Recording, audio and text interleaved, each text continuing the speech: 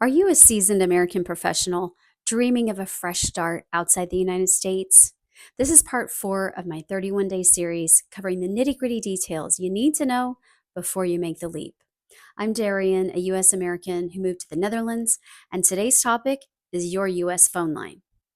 If you're young and unencumbered when you move abroad, you can probably just let go of your old U.S. phone line and just get a new number in your new country.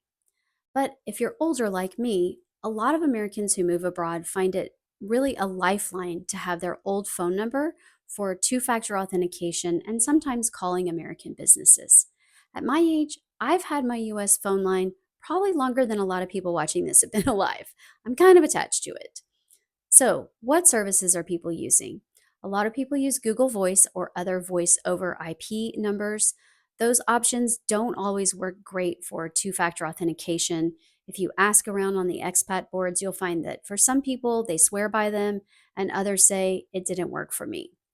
Thankfully, most phones now have dual SIM options, and digital SIMs also make setting up a second phone line on your one phone a lot easier.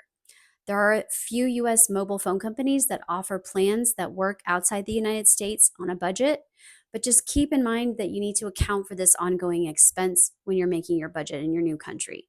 Again, connecting with other Americans in your target country is a really good way to figure out what works and what doesn't in that location. Plan to be flexible because these things change all the time. Life abroad is more complicated when you're in these sandwich years, but this information, it's all knowable. And if you decide this is the life for you, you can do it. I hope to see you tomorrow for part 5.